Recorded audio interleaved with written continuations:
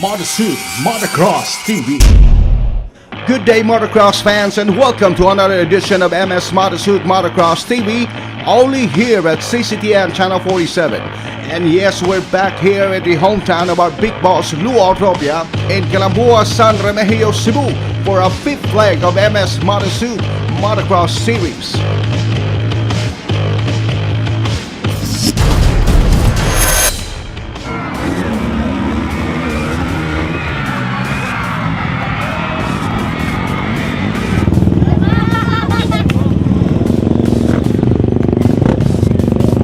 A jam-packed crowd have witnessed the successful staging of the fifth leg of 2014 MSMotosuit Motocross Series, built as the Calambua Motocross Challenge.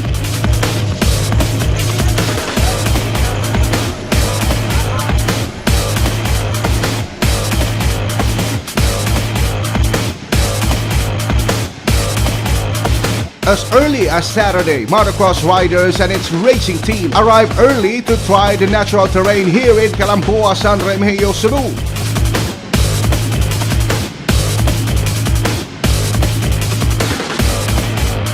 After the practice session, the riders together with their racing team and their family had their bonding time together.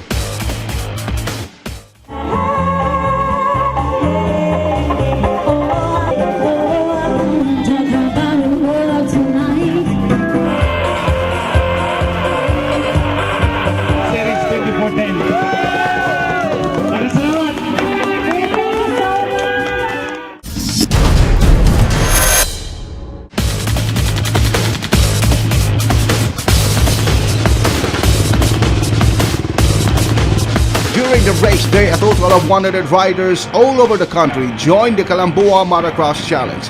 And here's Butch Flores and Romel Manlosa for more action of the fifth leg of MSMotosuit Motocross Series.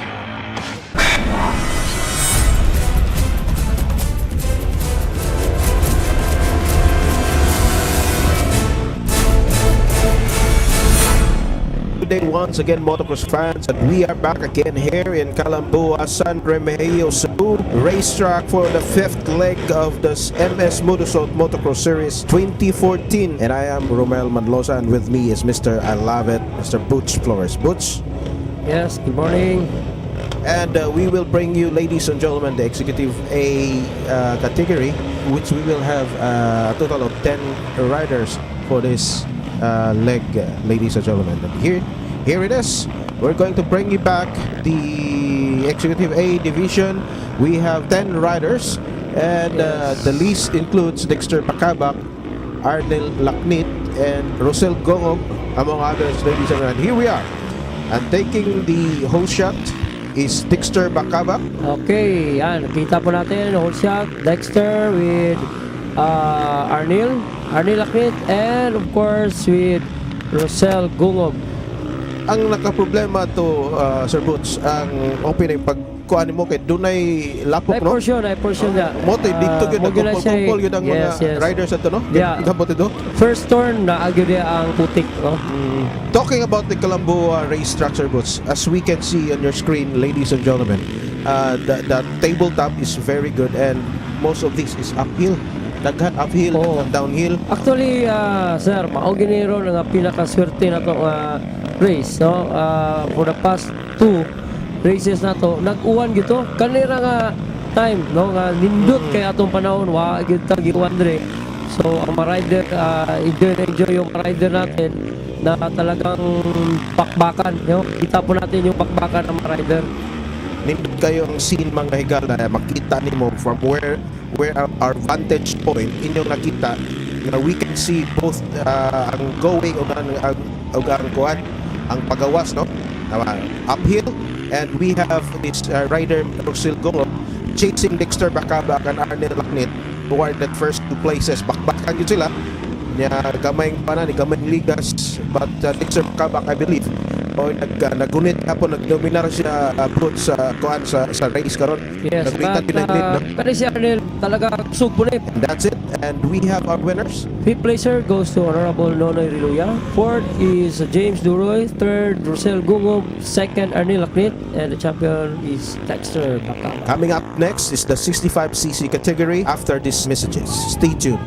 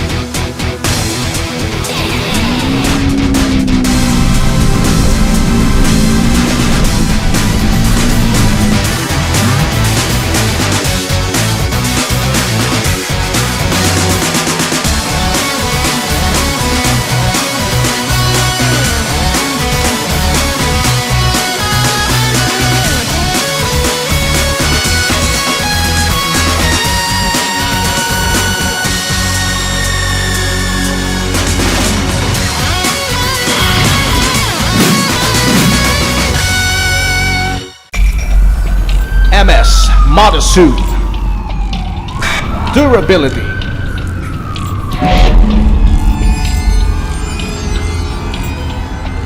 strong grip seat that can resist in all kinds of weather. MSMotosuit seat cover, the design for your bike, suit for your life.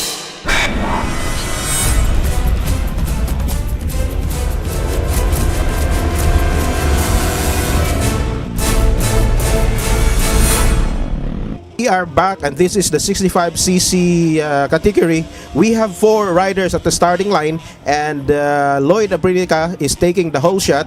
And watch out here Ayan. at the first turn. Yan na, Bagsak nagka-problema na. si Dilaw. Kim Wendilaw, bagsak, Saka and stuck up pati si Travis. Travis Reloya, ladies and gentlemen. And here, nakauna na si Lloyd Abrinica from Pagadian. Pagadian, ang layo. Ayun, Layo. Good, no? Anyway, yung isa na na mechanical problem si Cabras, problema sa motor.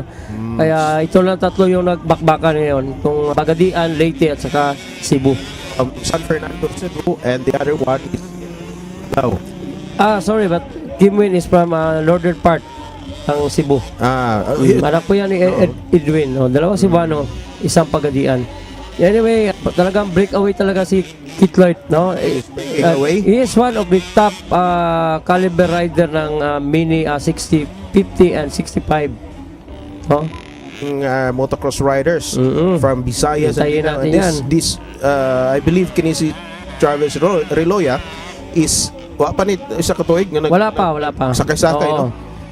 And there you go, Lloyd Abrinica, complete na niya mga higala ang iyahang kuan. Naana siya sa checkered flag, and this is Travis Reloya chasing nga kuanan niya makita ang atong third place at this in this race mga higala si Kim Wayne Dilaw, who places also the second place. Okay, there you checkered go. flag. So we have here fourth placer Raver Cabras, third Travis Reloya, second Kim Win Dilaw, and champion Lloyd Abrinica For the 65cc category. And stand by. Up next will be the intermediate division. Stay tuned as we bring you these messages.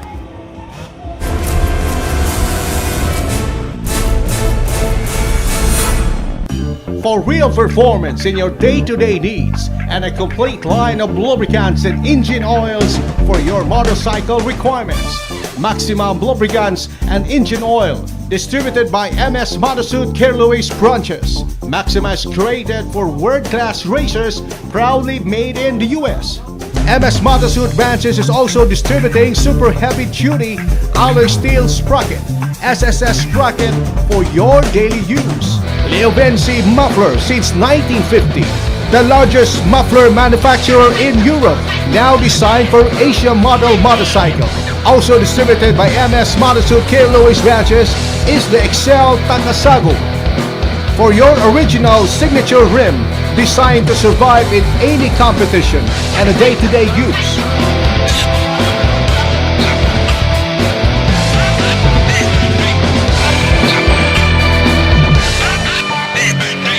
Since 1989, MSMotosuit seat cover is a byword among motocross enthusiasts. The original manufacturer in the country today of quality motorsuit seat cover. As the years gone by, MSMotosuit seat covers has retained its quality and its durability. MSMotosuit seat cover. It is safe for motorcycle lovers because of its grip seat that can hold a rider whether in a motocross competition or in an ordinary ride. MSMotosuit seat covers is also designed in all kinds of weather condition. MSMotosuit seat covers, the design for your bike, suit for your life. MSMotosuit, suit for your life, design for your bike. MSMotosuit. Durability.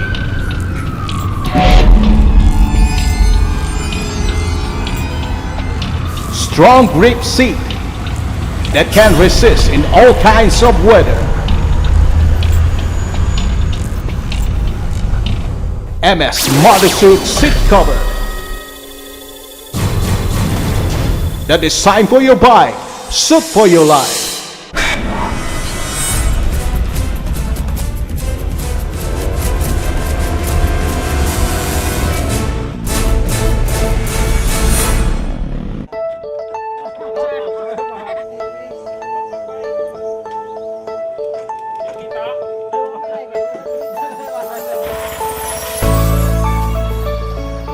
The officials of Brotherhood of Christian Businessmen and Professionals of Dumaguete South Chapter formally turned over a school classroom to Calambua Integrated School, which is one of the badly hit during the Super Typhoon Yolanda. Amo garbo nga ang among barangay nakadawat og talag sa ugasa.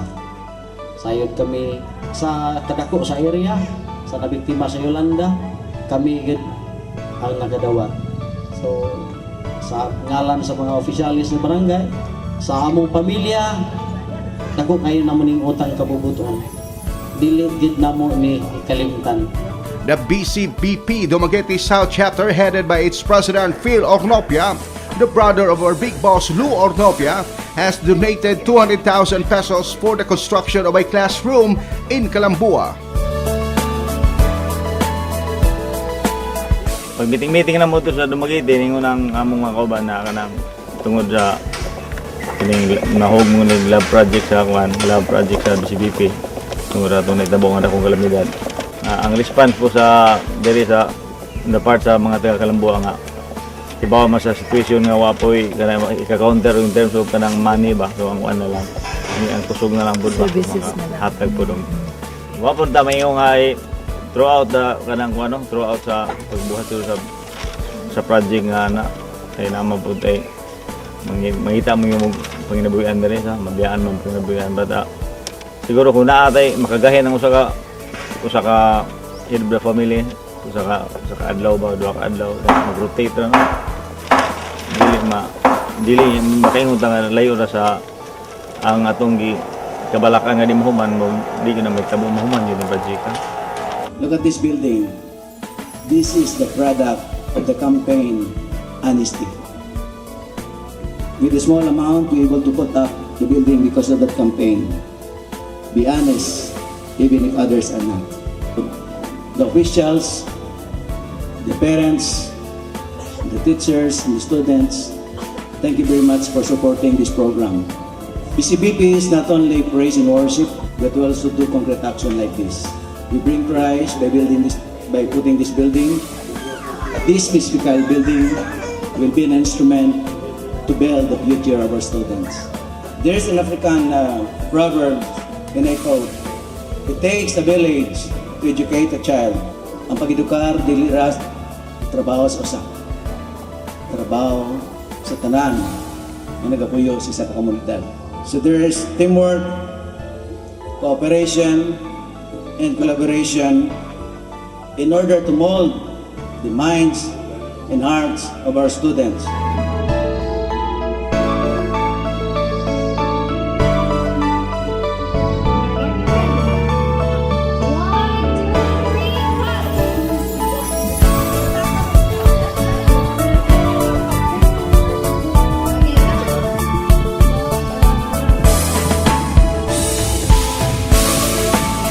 The problem on its painting and door and windows of the newly turnover classroom was immediately answered by the Yamaha Philippines. This is part of their corporate social responsibility of Yamaha Philippines. Yamaha Motors Philippines donated paintings and gave school bags and initiated fittings. They also donated jealousy blades for the said classroom. On behalf of my barangay, here is the barangay officials, the Calambua Teaching Force headed by Madam Aileen Katimbuhan. Dako kayo namong kalipay, so glad and happy to be with you today, especially to the Yamaha Motor Philippines, to your generosity heart na to make our newly donated school by the BCBP, the Dumaguete, headed by my brother Fear or Nopia, and I'm not expecting this much beauty na ma-receive namin considering that the budget intended for this is only for the relief goods. They're intended to be given to the household who are very badly hit by the devastating Typhoon Yolanda. So once again, maraming salamat po Yamaha Motor Philippines. Nagpapasalamat kami at natutuwa kami na nakapagbigay kami ng tulong sa inyo. So of course, without a doubt, this is another event that will truly remain in our hearts. And of course, this is not just a symbolism of opening of this classroom, but of course, the beginning of a better future for the children. On behalf of Yamaha Motor Philippines, I'm very happy to be here today. So I hope everyone, all boys and girls, study very hard every day and play a lot here at this classroom. And I wish everyone's brilliant future. Thank you very much.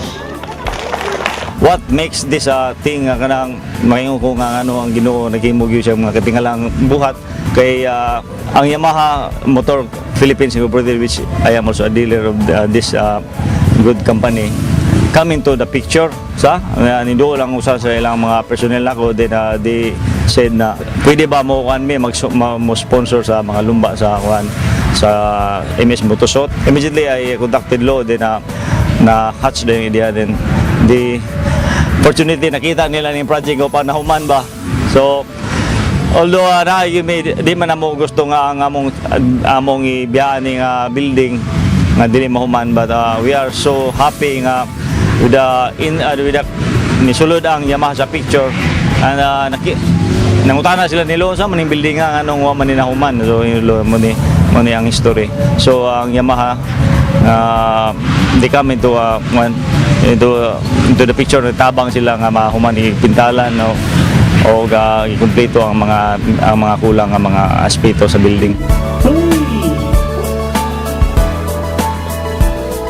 Okay. Yay! Soon is the completion of this classroom by way of painting the structure and installation of doors and windows.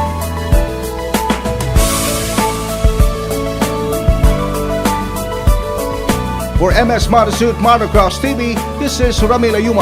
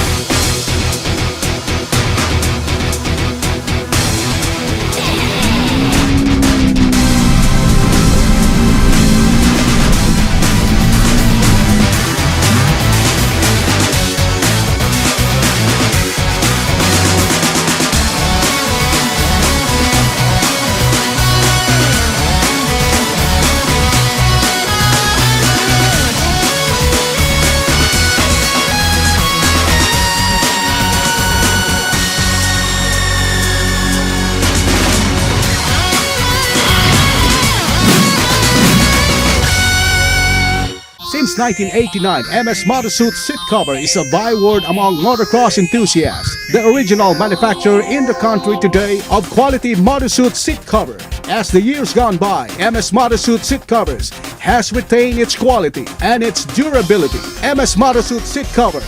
It is safe for motorcycle lovers because of its grip seat that can hold a rider whether in a motocross competition or in an ordinary ride. MS Motosuit seat covers is also designed in all kinds of weather condition. MS Motosuit seat covers, the design for your bike, suit for your life. MS Motosuit, suit for your life, design for your bike. MS Motosuit.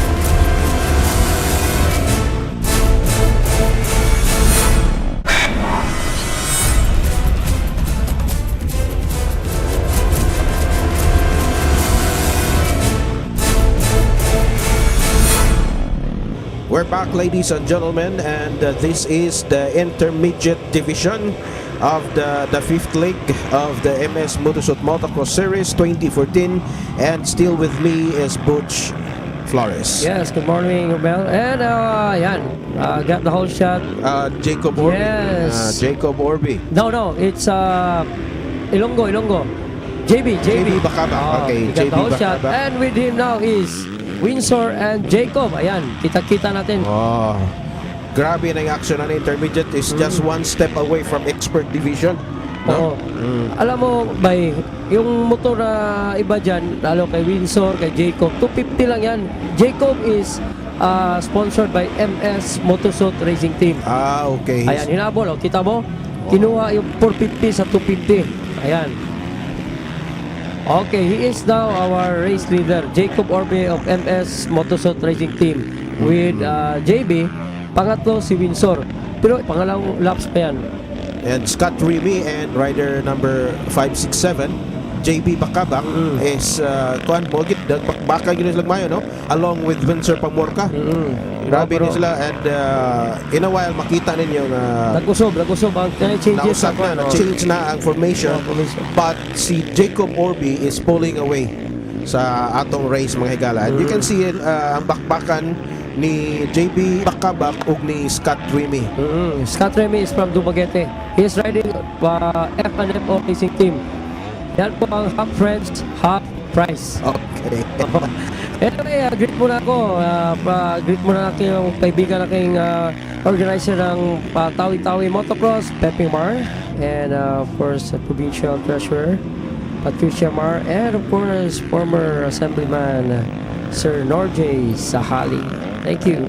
Okay, and we would like also to acknowledge our sponsors, Yamaha, CST, NF Motor Parts, Speed Up Motor Parts, Ike Motor Parts, Eljon Motor Parts, JCO Motor Parts, Sanitec, General Services, RMO, N-Style, Pro Speed, Motomaze, F&FO, Casino Filipino, MS Apartil, and Barangay Calambua officials, led by our energetic race organizer, Mr. Lou Ornopia.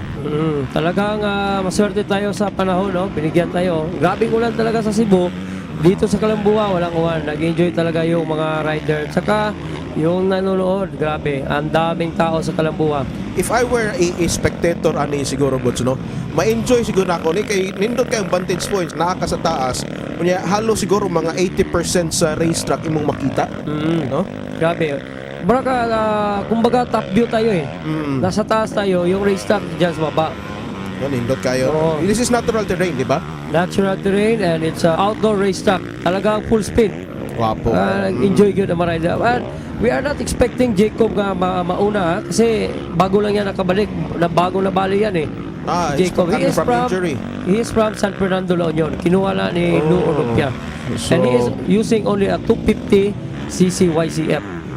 Grabe. He's pulling away, and Scott Remy is chasing, and closing in is JB Bacabak.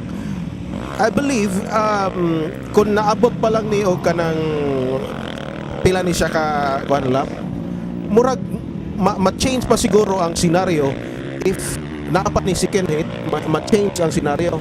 Oo. Pwede kaya taas man ang laps. So, here we go. This is siguro final lap na ni. And Jacob Orby is pulling away while Ang So, ang kuha na ni pista ni kay si Scott lang nag-second. Scott Oo. second. For the first 5 laps, ang nag-una si JB Bakabak. But sa last lap na nakuha na Scott Remy Yes. ang second place. And here are your winners, ladies and gentlemen. Fourth goes to Windsor Pamarca. Third, JB Bakabak. Second, Scott Remy. And champion, Jacob Orbe. Okay, there you go, ladies and gentlemen. And this is first episode of the 5th leg of the MSMotosuit Yes. Motocross Series 2410. Hopefully, we can see you again next week for another episode of our 5th leg in Calambua, San Remigio. And this is your host, Romel Manlosa, and with me is... Yes, I'm Mr. Boots Flores Alabet saying good day, everyone.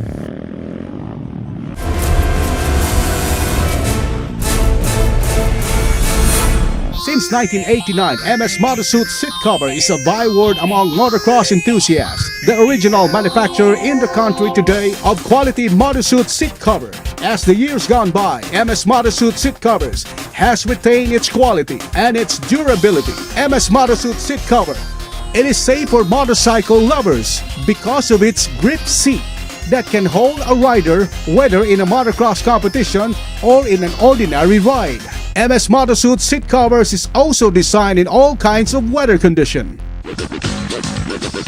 MS Motosuit seat covers, the design for your bike, suit for your life. MS Motosuit, suit for your life, design for your bike. MS Motosuit. Durability.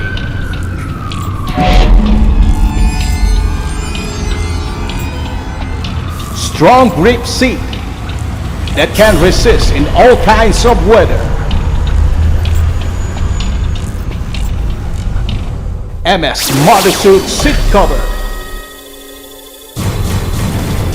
The design for your bike, suit for your life.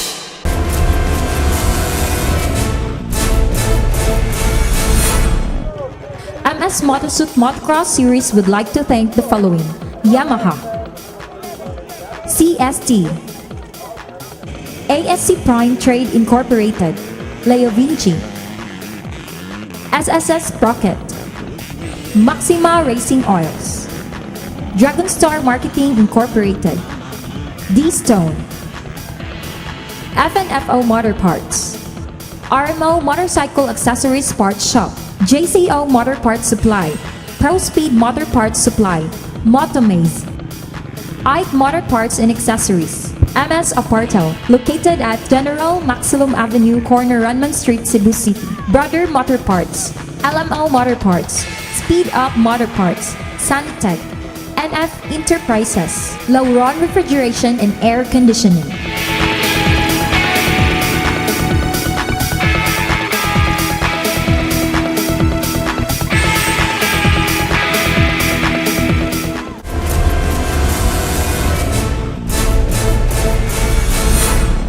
Thank you for watching the MS Motosuit Motocross TV. Until next week for another jam-packed, action-packed of our 5th leg MS Motosuit Motocross Series here in Calambua, San Remigio, Cebu.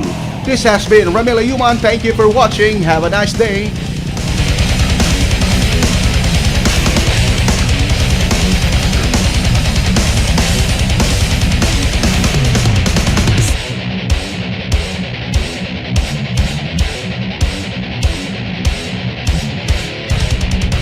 MS Motosuit Motocross TV.